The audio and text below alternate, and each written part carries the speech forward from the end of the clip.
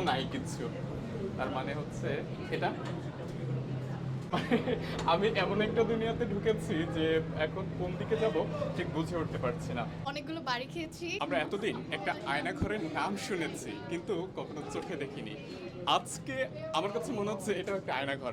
এখানে ঢুকে তো পুরো একদম হারিয়ে গেছি, মানে খুঁজেই পাচ্ছি না যে কোন দিক দিয়ে বের হব। আমি এই মুহূর্তে আছি একটি ডিজিটাল পার্কে, যেখানে বাচ্চা থেকে বুড়ো, যুবক থেকে যুবতী সকলে আসলে একটি ফান ভাইবস পাবে, অর্থাৎ নানা ধরনের অ্যাক্টিভিটিস আপনি এখানে করতে পারবেন। আমি একটু একটু করে আপনাদেরকে দেখানোর চেষ্টা করছি। শুরুতেই নিয়ে যাব একটা ভিন্ন দুনিয়ায়, অর্থাৎ গ্লাসের দুনিয়ায়। এই যে এটা হচ্ছে একটা মিরর ওয়ার্ল্ড, অর্থাৎ এখানে ঢুকলে আপনাকে খুঁজতে হবে যে আসলে আপনি কোন দিকে যাবেন।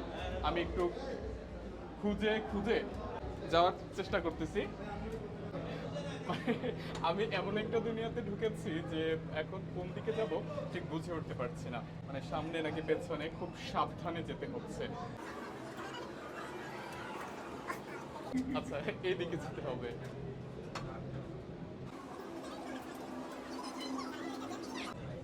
এদিকে তো নাই কিচ্ছু। তার মানে হচ্ছে এটা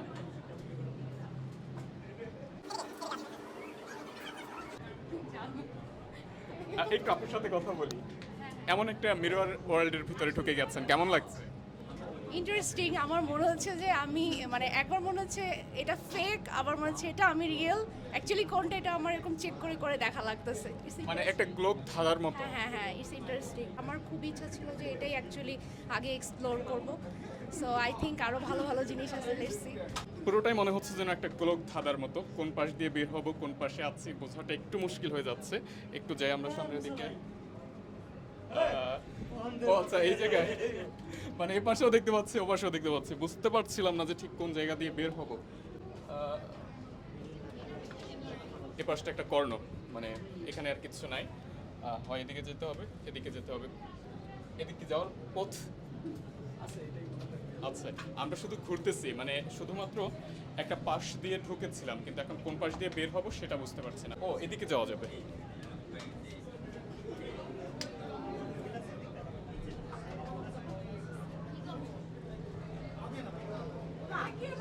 আমরা সেই আগের জায়গায় চলে আসছি, আমরা এখান থেকে বের হয়ে যাই।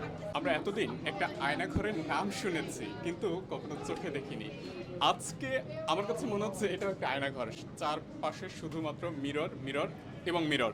অর্থাৎ আমি শুধু যেখানেই দাঁড়াচ্ছি, নিচে, তারপরে উপরে, আমার আশে কিংবা পাশে সবখানেই মানে আমি একটা মানুষ আছি, একটা মানুষকে চারপাশে দেখতে পাচ্ছি, যেটাকে রিয়েল আয়নাঘর বলা যেতে পারে। তবে বাস্তবে যে আয়নাঘর সেটা তো খুবই ভয়ঙ্কর। এই যে আপু, একটু কথা বলি আপনার সাথে। আয়নাঘর মানে চারপাশে মিরর মিরর এবং মিরর, এই মিররের ওয়ার্ল্ডটা কেমন লাগছে? অনেক ভালো, this is so amazing. Oh my god, I love this place so much. Interesting, অনেকগুলো বাড়ি খেয়েছি অ্যান্ড কেমন লেগেছে?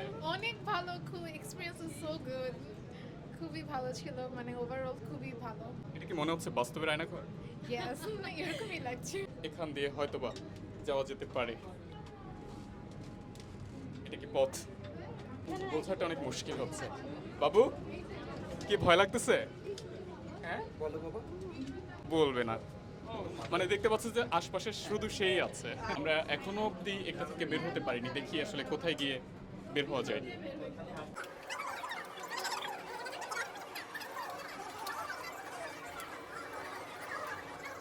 বের হওয়া যাবে? একটু কথাও বলি। কেমন ঘুরলেন, কেমন লাগছে?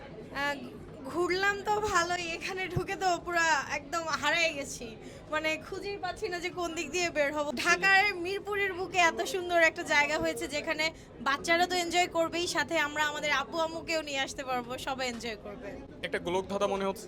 আমার তো পুরো মাথা ঘুরছে, মনে হচ্ছে গিয়ে বাড়ি খাবো গ্লাসের সাথে, এরকম ফিল হচ্ছে। বললাম না মাথা ঘুরছে, যে আসলে কি আমি নাকি। সিরিয়াসলি আসলেই মাথা ঘুরছে, মানে ঢোকার পর সবাই লাইক অন্ধের মতো ঘুরছি। হাত দিয়ে দেখছি যে কোথায় দরজা। আচ্ছা, সবশেষ মনে হচ্ছে যে আমরা বের হওয়ার জায়গা খুঁজে পেয়েছি একটা গোলক ধাঁধার ভেতর থেকে, অর্থাৎ মিররের যে ওয়ার্ল্ড সেটা থেকে বের হওয়ার সুযোগ মিলেছে এইবার বাহিরের দুনিয়াতে। পারফেক্ট এক্সপিরিয়েন্সের জন্য আমরা 500 টাকা রাখছি এবং ফ্যামিলির জন্য স্পেশাল ডিসকাউন্ট আছে, কাপলদের জন্য স্পেশাল আছে, ওগুলো আমাদের ওয়েবসাইটে সব দেওয়া থাকবে। আমরা একবারই টিকিট কাটবেন এবং ফুল এন্টারটেইনমেন্ট 20টা আইটেম পুরোটা আপনারা এনজয় করবেন।